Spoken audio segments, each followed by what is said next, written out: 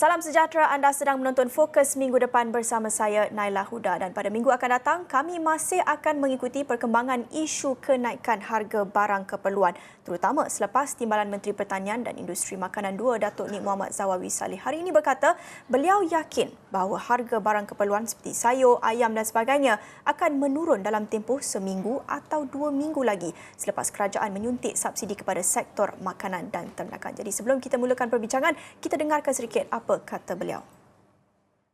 Di mana kerajaan akan menyuntik subsidi kepada keperluan barangan asal ini, seperti makanan ayam, racun, baja dan macam sayuran berbentuk daun ataupun buah yang masuk ke negara kita ini, di mana berlaku peningkatan harga.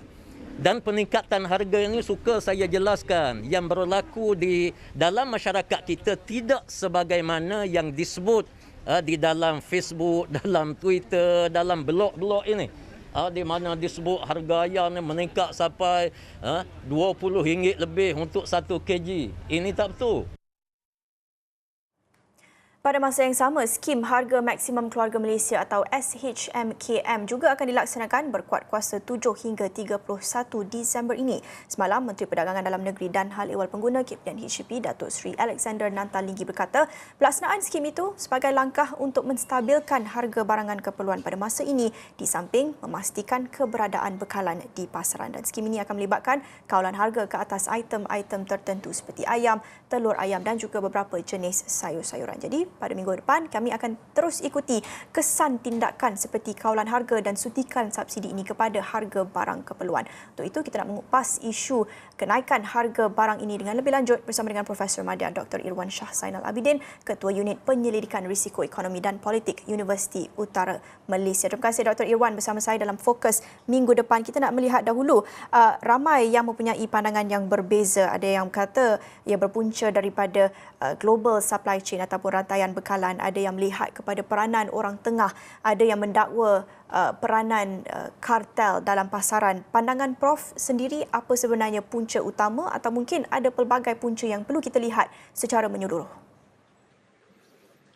Ada pelbagai punca, tapi bagi saya sememangnya kita tidak boleh nafikan bahawa ini adalah akibat daripada kalau kita katakan punca asas itu adalah faktor permintaan dan penawaran lah. Dan ini saya fikir kita pun dah lihat fenomena ini juga di dunia apabila kita lihat pun fenomena inflasi yang dikatakan sementara itu sudah pun tidak lagi sementara. Jadi kita nampak bahawa fenomena inflasi di luar di dunia luar, terutamanya di negara membangun, sudah pun kita lihat agak berterusan dan dijangka juga berterusan sehingga tahun hadapan. Jadi di sini bagi saya melihat perspektif dalam konteks negara kita dan juga terutamanya peningkatan dalam barangan keperluan ini tidak dinafikan bahawa salah satu punca utamanya adalah akibat daripada faktor permintaan dan penawaran, dan kita juga faham bahawa perubahan di dalam faktor permintaan penawaran, terutamanya faktor penawaran itu terutamanya berpunca daripada kesan pandemik COVID-19 dan juga perintah kawalan pergerakan yang telah pun berlaku sebelum ini. Jadi bagi saya memang jelas bahawa terutamanya daripada faktor pengeluaran rantaian bekalan itu, pelbagai aspek dari sudut kos yang telah pun menyebabkan berlaku peningkatan di dalam harga barangan-barangan asas ini. Dan kalau kita lihat faktor penawaran ini, memang dia mempunyai pelbagai dimensi, bukan hanya kita lihat daripada permintaan barangan ini melebihi penawaran, tetapi juga faktor-faktor yang bagi saya bersifat struktural. Bila saya kata bersifat struktural ini, isu ini juga sebenarnya berlaku sebelum pandemik lagi, terutamanya kita lihat daripada aspek pengeluaran produktiviti pengeluaran barangan makanan dan juga daripada sudut pengeluaran input tempatan yang kurang yang memaksa kita terpaksa import untuk mendapatkan input-input seperti baja, racun dan sebagainya. Jadi ini semua bagi saya memberikan kesan kepada peningkatan di dalam harga barangan makanan yang kita lihat baru-baru ini. Mengambil kira pelbagai punca yang menyebabkan kenaikan harga ini dengan banyak juga punca-punca struktural yang seperti Dr. Iwan katakan tadi, nak melihat kepada tindakan untuk mengenakan ataupun melaksanakan skim harga maksimum dan juga ada suntikan subsidi. Adakah Dr. Iwan melihat langkah ini tepat pada masanya atau tidak? Saya bersetuju dengan langkah ini pada ketika ini. Sebab ini kita katakan sebagai satu langkah yang jangka pendek, dan juga secara yang bagi saya sedikit sebanyak memang akan dapat mengawal harga barang ini. Tapi kalau kita lihat contoh seperti skim harga maksimum keluarga Malaysia ni, dia akan berakhir pada 31 Disember. Jadi persoalan dia apa yang akan berlaku selepas itu. Sebab itu saya katakan bila kita menggunakan pendekatan-pendekatan yang berjangka pendek ini, ia saya fikir baik. Tapi kita juga perlu lihat jangka sederhana dan panjang. Sebabnya saya ambil contoh sebelum ini pun kita pernah juga melakukan pendekatan-pendekatan seperti ini. Sebagai contohnya dalam pengubah suaian belanjawan 2016, dahulu kerajaan ada memperkenalkan skim My Farm Outlet. Dan kita tahu juga walaupun ini berlaku, ini dilakukan, tetapi dalam jangka masa sederhana panjang tu harga asas barang-barangan ini pun masih lagi meningkat.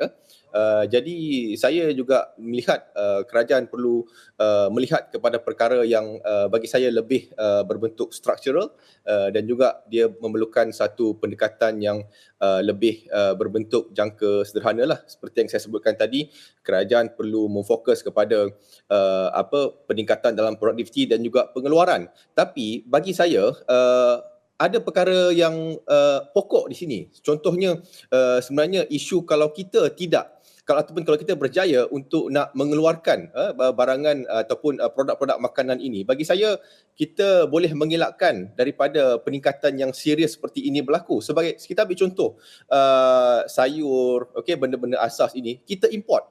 Contohnya brokoli kita import dari negara China, dan berbentuk-bentuk sayur lain kita import daripada India dan sebagainya. Ini bagi saya perkara yang agak begitu membingungkan. Kenapa ini berlaku? Sebab kalau kita lihat dalam contohnya aspek pertanian, kita menggunakan indikator yang kita panggil tahap sara diri. Jadi tahap sara diri, kalau kita lihat sebagai contoh sayuran ini hanyalah, kalau kita tengok data 2019, hanyalah pada kadar 44%. Maknanya kita terpaksa lagi mengimport 56% barangan sayuran ini. Jadi sebab itu kita perlu meningkatkan isu bekalan makanan ini penting supaya kita dapat mengelakkan daripada kita mengimport benda ataupun barangan produk bukan saja sayur-sayuran tetapi juga daging dan sebagainya, buah-buahan yang mana kita boleh mengeluarkannya sendiri. Jadi saya fikir dalam masa yang terdekat ini kerajaan perlu begitu jelas bagaimana dasar ataupun strategi ataupun langkah yang dilaksanakan supaya kita dapat memastikan bahawa kita mencapai tahap sara diri ini dalam masa yang terdekat. Kerana bagi saya kita sudah pun mempunyai mempunyai satu comparative advantage dalam bidang ataupun sektor ini yang mana kita boleh saya fikir meneruskan agenda ini di masa yang terdekat ini. Doktor, kita sudah pun menjurus ke pelbagai isu struktural di sini dan isu yang lebih besar, antaranya isu-isu kos sara hidup, isu keselamatan makanan. Pastinya kita perlu sentuh isu-isu lain ini.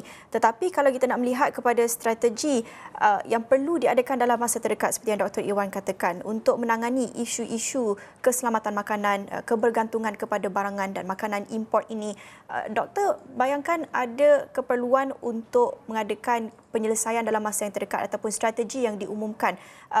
Tapi kalau kita nak melihat kepada isu-isu struktural ini, sebenarnya apa penyelesaian yang perlu ada, apa jenis dasar atau polisi yang perlu ada untuk kita mengurangkan sedikit kebergantungan itu, tetapi kerana kita melihat pada masa yang sama ini agak long term, ini satu isu yang agak besar dan agak struktural, boleh atau tidak sebenarnya kita mengadakan solution itu dalam masa terdekat atau sebenarnya ia kebanyakannya bergantung kepada political will sahaja?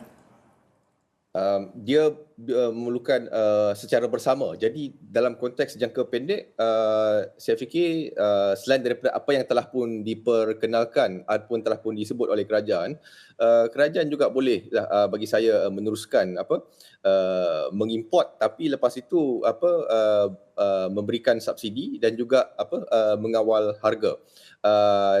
Selain daripada itu juga dalam jangka masa pendek, kita juga perlu memastikan bantuan diberikan kepada peniaga petani. Saya fikir mereka ini juga kita faham memang terjejas teruk akibat daripada pandemik. Jadi mungkin lebih bantuan perlu diberikan kepada mereka dalam masa kerajaan cuba untuk nak mengatasi masalah struktural itu. Jadi bantuan-bantuan seperti pemberian bantuan tunai langsung mungkin boleh juga diteruskan, dan pada masa yang sama mungkin juga kerajaan boleh melihatlah daripada perspektif rantaian bekalan itu. Jadi apa yang perlu dilihat bukan sahaja kepada peniaga, sebab mungkin peniaga menaikkan harga, peniaga dapat bekalan daripada siapa.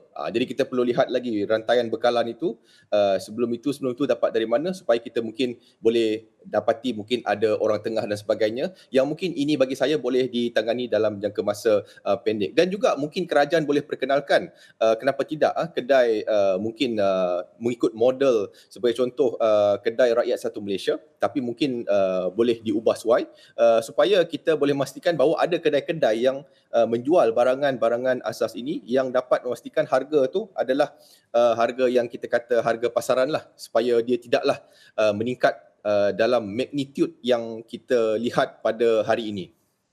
Okey, Doktor, selain daripada idea-idea yang diutarakan Doktor sebentar tadi, kita nak berbalik kepada apa yang sudah pun diumumkan, iaitu ada skim harga maksimum, ada kawalan harga, ada suntikan subsidi sedikit, dan sudah pun dikatakan sebelum ini oleh Timbalan Menteri, dijangkakan kesannya akan dapat dirasai, dilihat dalam masa mungkin seminggu atau 2 minggu ini. Pandangan Dr. Irwan, adakah kita akan dapat melihat kesan itu dengan tempoh masa yang terdekat secara realistik? Secara realistiknya bagi saya agak sukar, kerana saya lihat bahawa isu ini dia lebih daripada kita katakan hanya disebabkan oleh akibat daripada mungkin faktor-faktor yang saya sebutkan tadi. Kerana kalau saya katakan ia disebabkan oleh masalah pandemik tadi, adanya kejutan penawaran, jadi ini bagi saya memerlukan masa untuk ditangani, dan dia tidak boleh hanya dilihat dalam jangka masa yang sebagai contoh, mungkin skim harga tu kalau selepas Disember macam mana, mungkin juga ia perlu diteruskan. Jadi saya fikir masalah ini dan juga bantuan dan juga pemulihan yang dijangka juga kepada peniaga petani itu memakan masa, dan kita juga tahu sekarang ni kita pun mempunyai risiko yang dikatakan akan datangnya gelombang keempat, dan juga kita tahu bahawa varian baru Omicron ini pun juga memberikan satu faktor ketidakpastian dari segi proses pemulihan ekonomi dalam jangka masa terdekat. Jadi saya fikir faktor-faktor ketidakpastian ini juga akan memberi kesan dari segi bagaimana peniaga petani ini untuk cuba memulih daripada kesan pandemik. Jadi atas dasar itu bagi saya agak tidak realistik untuk kita menjangkakan bahawa isu ini akan berakhir dalam masa seminggu 2. Baik, terima kasih Profesor Madya Dr. Irwan Shah Zainal Abidin. Banyak idea dan cadangan yang diutarakan. Itu tadi Profesor Madya Dr. Irwan Shah, Ketua Unit Penyelidikan Risiko Ekonomi dan Politik Universiti Utara Malaysia. Dan kami akan terus ikuti perkembangan isu kenaikan harga barang pada minggu akan datang. Kita akan berhenti seketika, kembali selepas ini.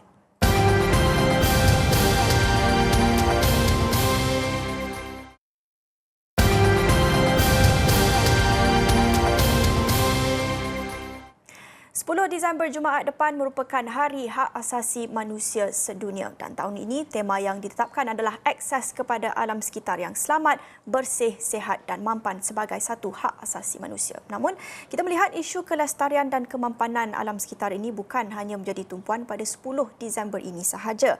Malah, sebelum ini sudah pun dibangkitkan berulang kali terutamanya dengan sidang COP26 dan juga dalam pengumuman rancangan Malaysia ke-12 ataupun RMK-12. Selain itu, kita juga menyaksikan Malaysia bakal menganggotai Majlis Hak Asasi Manusia atau Human Rights Council Pertubuhan Bangsa-Bangsa Bersatu PBB bagi penggal 2022 hingga 2024. Ini pastinya akan mendorong lagi negara untuk mencapai komitmen yang dibuat bagi menangani cabaran krisis iklim. Jadi menjelang Hari Hak Asasi Manusia Sedunia minggu depan, saya ingin bersama dengan Gerald Joseph Pesuruhjaya Suruhanjaya Hak Asasi Manusia Suhakam. Hi Gerald, thank you so much for joining me today. How are you? I'm fine, thank you. Good afternoon. Gerald, firstly, how can we understand the theme, access to safe, clean, healthy and sustainable environment as a human right in specifically Malaysia's context? Usually we understand things better when we have problem, and I think Malaysians remember what is a water disruption, what is a contamination of river waters, when the water table is very low in our dams.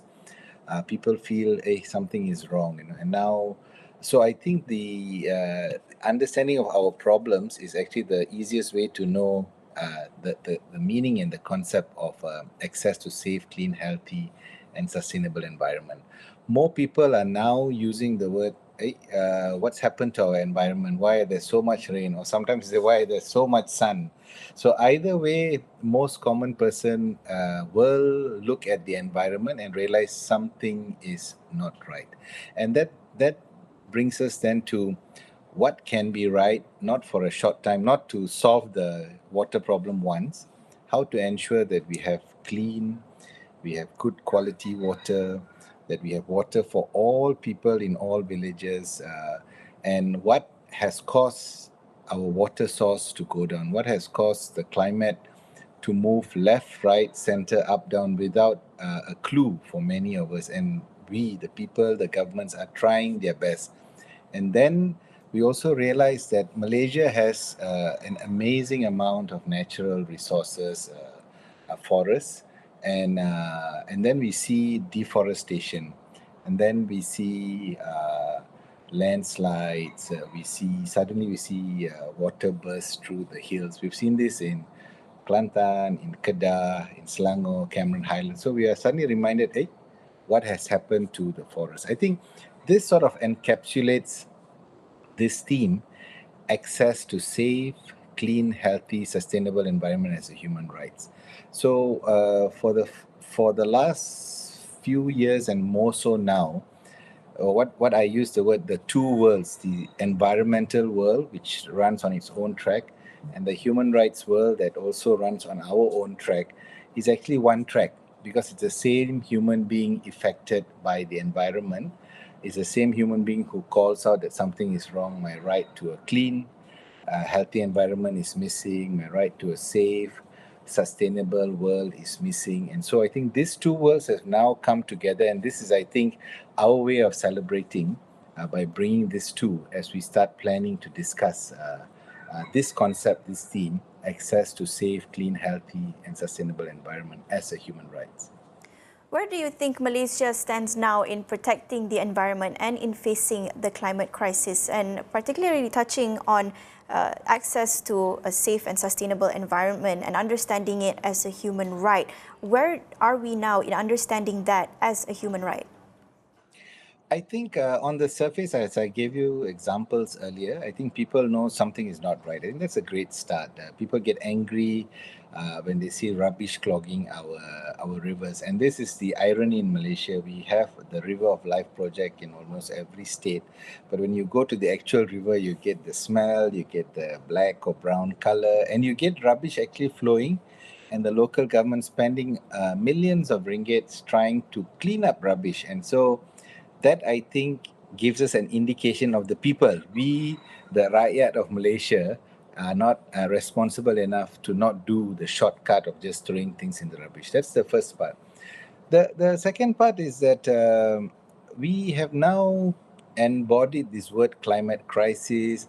We have taken on the discussion about the need for sustainable development.